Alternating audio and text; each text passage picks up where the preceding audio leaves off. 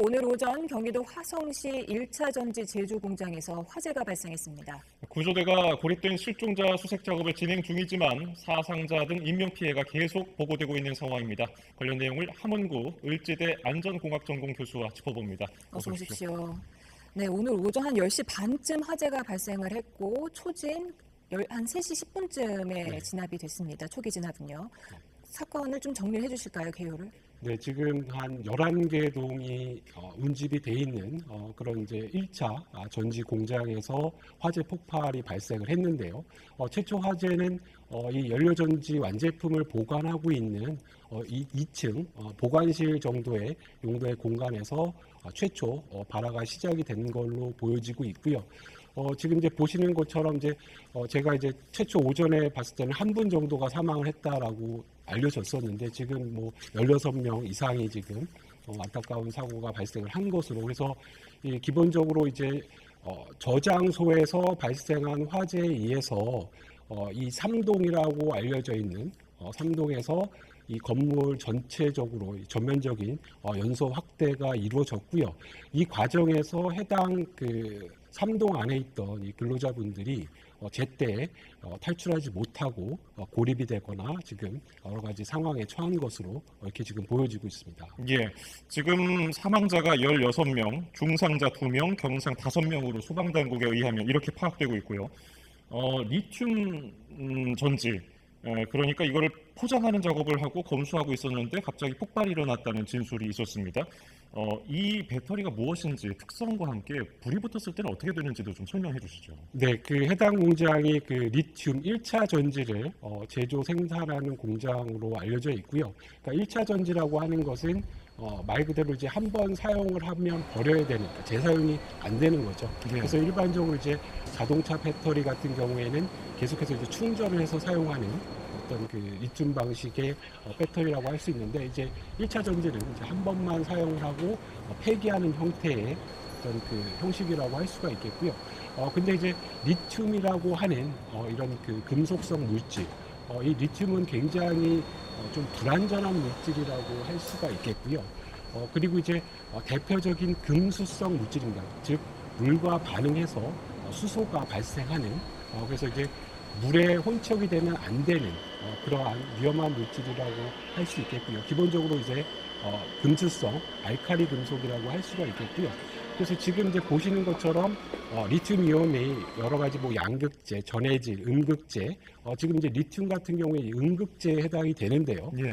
여러 가지 뭐 안전장치라든가 이런 것들이 작용을 하고 있지만, 앞서 제가 말씀드린 것처럼 리튬 자체가 굉장히 충격이라든가 여러 가지 외부 조건, 또 뭐 과충전이라든가, 그리고 이제 말씀드린 것처럼 전해질이라든가 분리막이라든가 이러한 형태의 어떤 메커니즘 상에서도 여러 가지 뭐 오작동이라든가 이런 결함이 발생을 할 수가 있기 때문에 지금 이제 리튬이온 자체의 문제도 있고, 그리고 굉장히 불안전성, 그리고 제품 자체의 또 결함도 있을 수가 있고요. 그래서 좀 더 나중에 이제 면밀히 좀 살펴봐야 될 필요성이 있어 보이지만, 어쨌든 굉장히 여러 가지 조건들이 발화가 될 수 있는 가능성이 높은 그런 물질이라고 할 수 있겠습니다. 네, 지금 1차 전지, 2차 전지 말씀을 해주셨는데 일단 충전이 불가능해서 한번 쓰고 버리는 게 1차 전지고 전기차처럼 계속해서 충전을 해서 쓰는 거는 2차 전지다. 네네. 근데 그럼 리튬 전지인데 리튬 1차, 2차가 화재 시 발생할 수 있는 게 좀 다릅니까?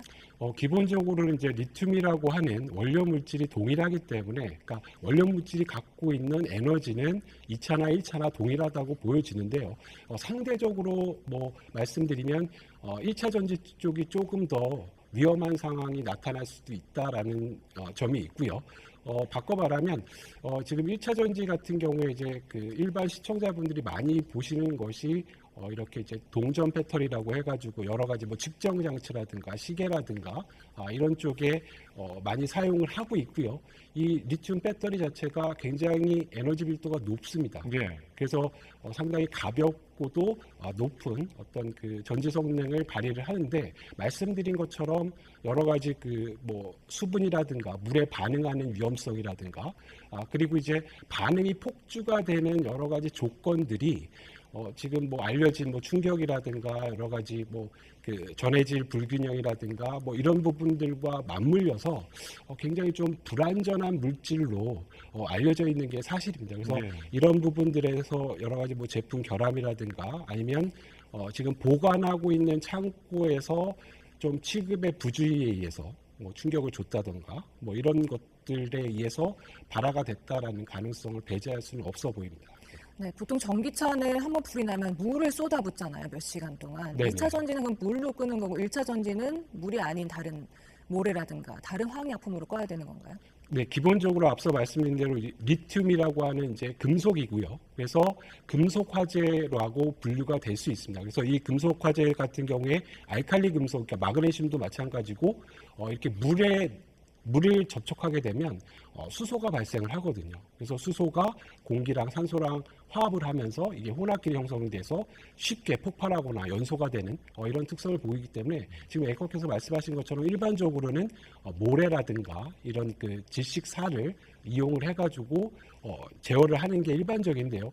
지금 이 상황에서 한번 이제 폭주가 시작이 되고 연쇄적인 연소가 되면 모래라든가 이런 부분들이 실제로 냉각 효과가 없거든요. 예. 그래서 그렇기 때문에 유의미하게 화재를 진압하는 데는 굉장히 어려운 이런 조건이라고 할 수가 있겠고요. 그래서 그 전기차 배터리 화재 같은 경우에 지금 많이 알려진 것처럼 전기차를 아예 그 수조 이동식 수조에다 물에다 담궈서 일부 이제 냉각을 시키고 이제 그렇게 담궈 놓은 상황에서도 길게는 막 2시간 동안 물속에서도 연소가 진행이 되거든요. 그래서 이 뭐 조금 다른 얘기지만 2차 전지 같은 경우에 그 안에 이제 리튬이 분해되는 과정에서 또 자체 내 또 산소를 포함하고 있거든요. 그래서 지식과 이런 부분들도 사실 이제 적응성이 크다라고 보기는 굉장히 어렵다. 이렇게 말씀드릴 수 있겠습니다. 예. 근데 아직 뭐 자세한 내용은 감식이 있어야겠지만은 완제품을 검수하고 포장하는 작업 중에 폭발이 일어났다는 목격자 증언이 있었단 말이죠. 네네. 리튬이 불안정한 물질이라고는 하지만은 완제품의 경우 아까 말씀하신 대로 외부 요인, 열이라든지 뭐 못질을 한다든지 그런 충격이 없으면은 네네. 별다른 뭐 그런 불안정성을 보이지 않지 않습니까? 그럼 네, 이번 네. 사고는 어떻게 좀 예상하십니까? 지금 뭐 여러 가지 상황들을 좀 따져봐야 될 텐데요. 예. 지금 말씀하신 대로 그 패키징 작업이고 이미 이제 완제가 된 제품이기 때문에 여러 가지 뭐 셀을 구획하거나 뭐 여러 가지 그 안전장치가 완성이 된 이런 그 완제품이 화재가 났다라는 거에 대해서 조금 좀 이상하다라고 좀 저는 이제 개인적으로 생각을 하고 있고요. 근데 네. 어쨌든 지금 이런 것을 이제 취급하는 과정에서 물리적인 충격이라든가 그리고 이제 오늘 날씨도 그렇지만 이제 굉장히 고온이고요.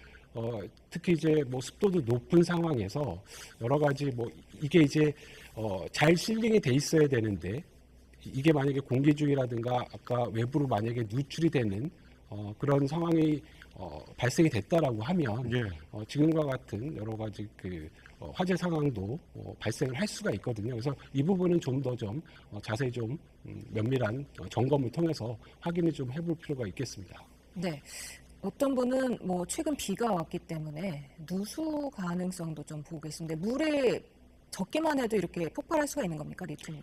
그렇습니다. 그 굉장히 급격하게 수소가 발생을 하면서 그 물속에서도 막 굉장히 높은 고열 상태로 연소가 되거든요. 그래서 말씀드린 대로 굉장히 금수성, 물을 접촉해서는 안 되는 그런 대표적인 물질이고요. 그래서 이렇게 리튬을 보관할 때는 소분해서 바세린이라든가 이런 형태로 보관을 하는 게 일반적인데 지금 말씀 주신 것처럼 뭐 누수라든가 물에 접촉할 수 있는 그러니까 기본적인 셀은 방수가 돼 있습니다. 방수가 예. 물론 돼 있는데 지금 뭐 여러 가지 조건상 뭐 이런 부분들이 좀 무력화됐다라고 한다면 충분히 이런 그 수분에 의한 발화가 가능하리라 이렇게 보여집니다. 예. 지금 리튬 전지에 불이 붙게 되면 다량의 유해 가스가 분출된다는 것 화면을 통해서도 아무런 뭐 저런 지식이 없더라도 알 수 있을 정도로 아주 끔찍한 모습이었는데 이런 경우 소방이 더 접근하기 어렵거든요. 어떤 점 좀 조심해야 될까요? 네, 그렇습니다. 그 실제로 뭐 화재라든가 이제 폭발이 일어나게 되면 결국은 이제 연기라고 하는 그러니까 연기가 어떻게 보면 연소의 연소된 부산물이거든요. 그러니까 타지 않고 남은 찌꺼기가 연기라고 할 수 있는데 지금 말씀 주신 것처럼 리튬 같은 경우에 앞서 말씀드린 데 수소 분자가 떨어져 나온다라고 수소 기체가 떨어져 나온다고 말씀드렸지 않습니까? 예. 이게 열이 되면 즉 연소가 되면 HF라고 하는 불화수소가 그 연소 부산물로 다량 발생을 합니다. 그래서 이 HF라고 하는 불화수소를 물에 녹인 게 불산이고요. 이 불화수소나 불산은 사실은 이제 뭐 반도체 공장, 그러니까 이 유리를 식각하는, 부식시키는 이런 어떤 그 제품이거든요. 그래서 반도체 공장에서는 이제 불화수소를 필연적으로 사용을 하고 있는데 지금 말씀드린 것처럼 이 리튬 이 배터리 화재에서도 말씀드린 HF가 연소 부산물로 다량 발생하기 때문에 이런 그 여러 가지 유독 가스에 의한 소방관들의 좀 치명적인 어떤 위험성이 이제 상존을 하고 있다라고 말씀드릴 수 있겠습니다. 네, 뭐 불사는 심장마비를 일으킬 수 있다고 네네. 들었고요. 또 벤젠은 호흡곤란 증상을 일으킨다고 했는데 이런 연기를 마셨을 때는 바로 한두 번만 마셔도 이렇게 의식을 잃을 수 있는 건가요? 얼마나 위험합니까? 그렇습니다. 물론 이제 그 농도에 대한 부분으로 이제 위험성을 그 평가를 하는데요. 그러니까 낮은 농도의 위험성이 있는 게 이제 위험한 물질이라고 이제 우리가 분류를 하고 있고요. 예. 그래서 불산 같은 경우에 한 0.1 ppm 정도만 노출이 돼도 굉장히 좀 치명적이다라고 말씀을 드릴 수가 있겠고요. 과거에 이제 그 불산 그 탱크로리 누출 사고 그래서 해당 운전자가 그 바로 노출이 돼서 바로 이제 사망하는 그런 케이스도 있는데요. 물론 이제 이 경우에는 화재 상황이기 때문에 사실은 이 불화수소라는 기체도 문제지만 기본적으로 이제 질식의 위험성이 뭐 마찬가지로 커질 수밖에 없거든요. 그래서 큰 어떤 질식상의 입장에서 본다면 뭐 전반적인 화재 현장과 마찬가지로 그런 연기의 위험성에 수렴이 될 수 있다. 이렇게 좀 볼 수 있겠습니다. 예, 당장 그 공장에서 열 관리해야 되고 연기도 관리해야 되고 빨리 화재 관한 것을 작은 불씨라도 다 꺼야 되는 건 맞는데 네. 반경 2km 지도를 살펴보니까요. 서쪽으로는 뭐 식당가도 있고요, 뭐 펜션 이런 숙박업소도 있고 동쪽으로는 민가도 있더라고요. 이렇게 가까우면은 연기가 날아가서 그 가정집에도 영향을 줄 것 같은데 그런 분들은 어떻게 대처해야 됩니까? 네, 지금 뭐 말씀 주신 것처럼 이제 연기 안에 지금 뭐 그 HF 불화수소뿐만 아니라 여러 가지 뭐 톨루엔이라든가 뭐 시안이라든가 여러 가지 유독한 물질들이 이제 분산이 될 텐데요.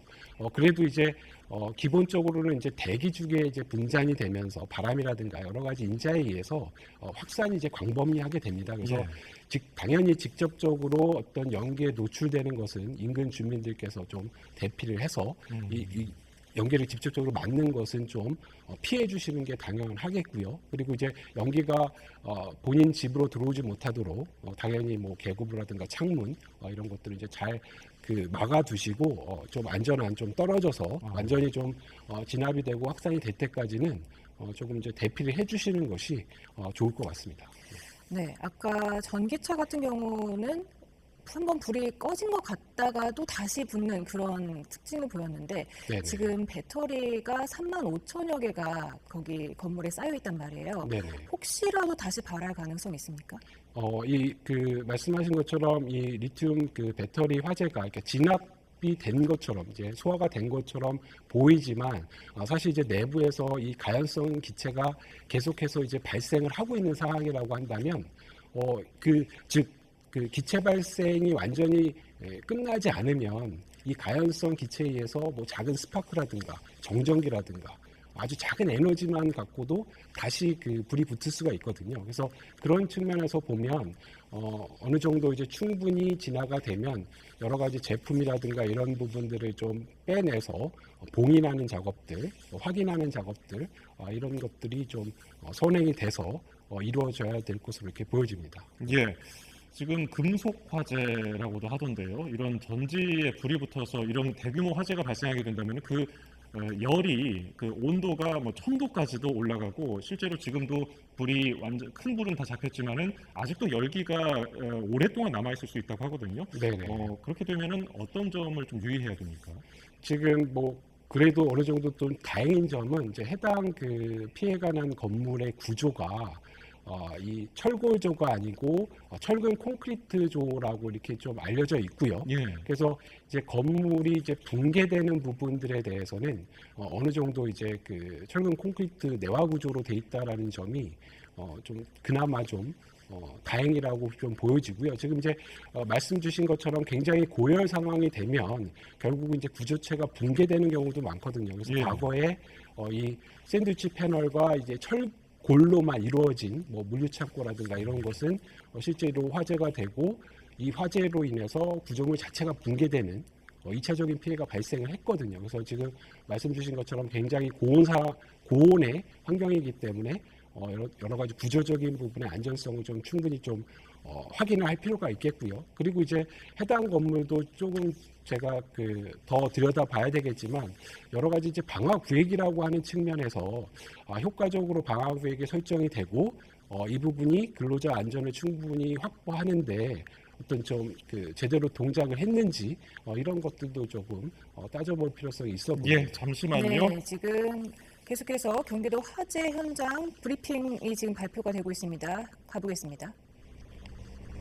현재 최초 사망자 1명을 포함해서 실종됐던 사람 21명 해서 22명에 대해서 현재 모두 그 구조 작업이 끝나서 수습을 해가지고 그 장례식장으로 이송이 된 상황이고요.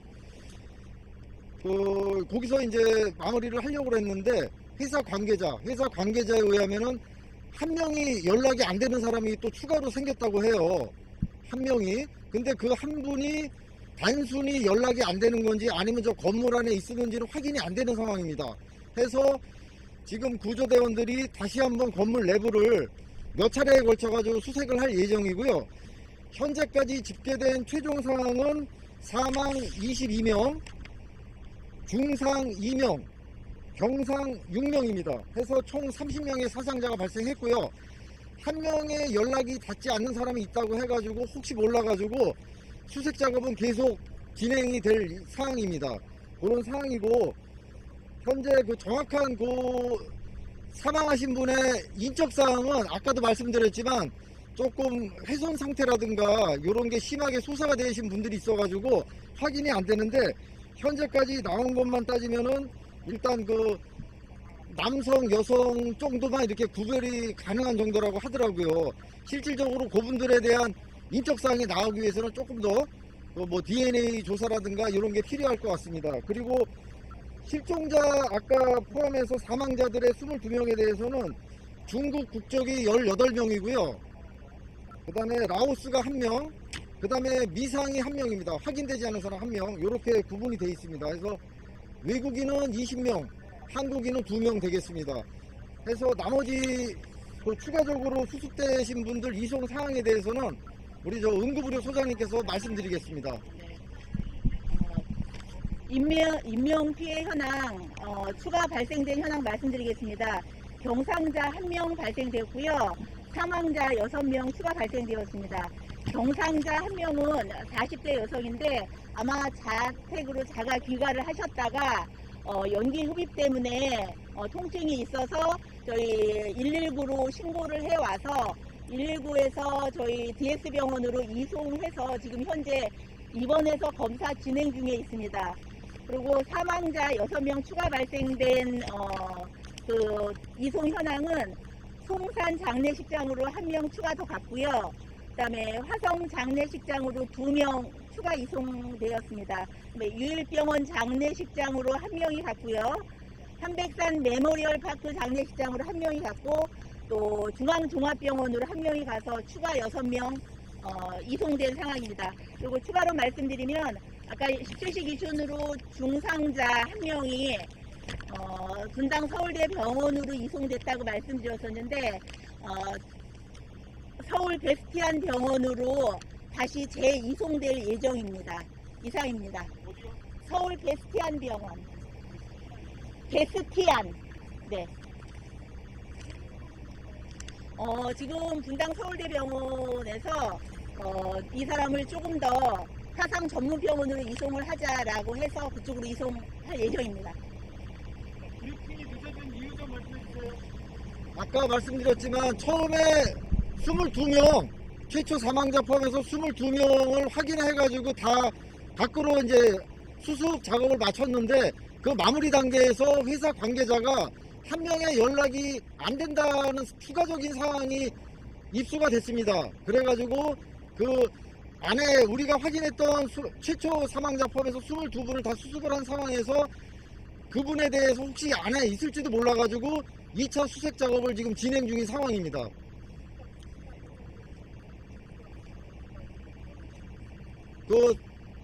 일단 그 건물 내부는 1158제곱미터가 되겠고요. 2층 면적만 1158m가 되겠고, 예, 평수를 따지면 약 한 350평 정도 되는 겁니다. 2층이. 그러면은 구조대원들의 말에 의하면은 계단을 통해 가지고 내부로 진입했을 때 우측면 쪽에서 많은 분이 발견했다고 얘기를 들었습니다. 계단을 타고 들어가서 오른쪽 편이요. 거기가 이제 내부로 보면은 구획이 된 곳이 2군데가 있었고 작업실이 1군데가 있었습니다. 그러니까 위에서 봤을 때 이제 3군데로 구획이 됐다고 볼 수 있습니다. 일단은 관계자에 의하면은 처음에는 그 실종자 21명이었는데 나중에 또 추가적으로 연락이 안 되는 사람이 있다고 해가지고 안에 있는지 없는지는 모릅니다. 하지만 발견을 할 수 있을 때까지 수색 작업은 일단 계속 진행할 예정입니다.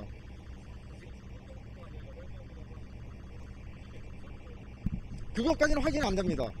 지금 희생자들 외노자분들이 일용직이신가요? 아니면 정직원이나 아니면 임시직 직원들인가요? 그거 확인하세요. 정확히 확인할 수 없습니다. 현재까지는.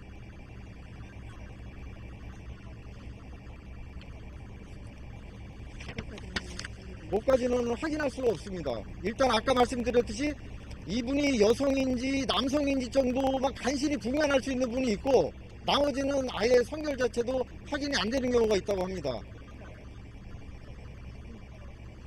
예, 그 회사에서는 그분들의 명단을 갖고 있는 거죠? 명부를 갖고 있는 걸로 알고 있는데 왜냐하면 이게 예를 들어서 어느 한 분이 이제 돌아가신 분이 있는데 이 사람이 A다라고 특정할 수가 없는 상황입니다 지금. 당연히 그건 알겠는데 예. 어쨌든 20명의 그런 외노자들이 특정이 됐잖아요. 예, 그럼 회사에 명부가 있는 거 맞는 거죠? 회사의 명부는 있지. 잠시만요. 예, 지금 경찰이 예. 저희 알려주세요. 아, 경찰? 네. 경찰이 한 분? 그게 아니고 뭐하면 그거는 확인해 보겠습니다. 그렇게. 일단은 여기까지 마치고요. 일단 그 한 분이 이 건물 내에 있는지 여부도 지금 정확히 확인은 안 돼요. 연락이 단지 안 되는 상황이고요. 그분이 이제 회사 쪽에 일하는 관계자이긴 한데 근로자이긴 한데 어디 타 지역에 가 있는지 아니면 연락 자체가 안 되는 건지 아니면 건물 안에 있는지는 우리 소방대 구조대가 내부에 들어가서 계속 수색 작업을 진행할 예정입니다. 마지막 하나만, 예. 위치 추적을 해도 확인이 안 돼요. 예. 그것까지는 확인해드리기 어렵고 어쨌거나 2층 내에서 전부 발견이 됐습니다. 예. 이상으로 얘기 마치고요. 18명이요.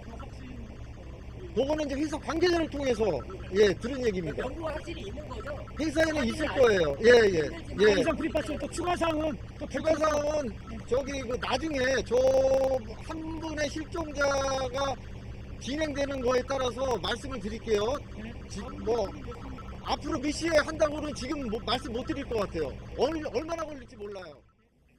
네, 결국 사망이 22명, 경상이 6명, 중상 2명, 이렇게 30명의 사상자가 났습니다. 이렇게 되면 아무래도 역대 최악의 화학공장 사고로 기록될 것 같죠? 네, 그렇습니다. 과거에 그 여수 쪽에 한 16명 정도 사고가 났던 여수 폭파 사고가 있었는데요.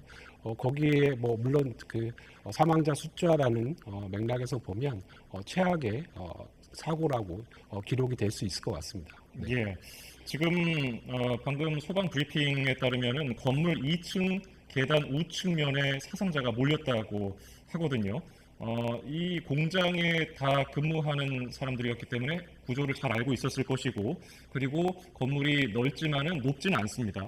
네. 그런데 이렇게 화재가 발생했을 때 탈출하지 못하고 왜 이렇게 참변이 이렇게 많은 사상자가 발생했을까요? 네, 우리가 이제 일반적으로 화재가 발생을 하면 화염과 연기를 한정하려고 하거든요. 그걸 이제 우리가 방화 구획이라고 하고요. 예. 우리 지금 최근에 이제 아파트도 화재가 발생하면 방화문인 이제 출입문을 닫고 행동하라고 하는, 그러니까 마찬가지로 어떤 화재가 발생한 곳을 막아주는 이런 부분이 필요한데, 이 대부분의 이제 공장 같은 경우에는 통짜 평면을 사용하거든요. 그러니까 구획 없이 그러니까 넓게 쓰는 거죠. 예. 그러니까 한 번 발생한 것이 급격하게 전체 층으로 확대가 되고요. 제가 좀 확인은 해봐야 되겠지만 조금 우려가 되는 부분은 이런 것들은 이제 결국은 복도라든가 계단이라든가 이런 것이 방호가 돼야 돼요. 그러니까 막혀져 있어야 되는 거죠. 방화문이라든가 이런 걸로. 원인은 왜 그렇습니까? 지금 이제 그 공장 시설이라고 하는 것은 지금 이제 주택과 같은 아파트와 같은 강력한 소방법이라든가 건축법의 적용을 안 받거든요. 예.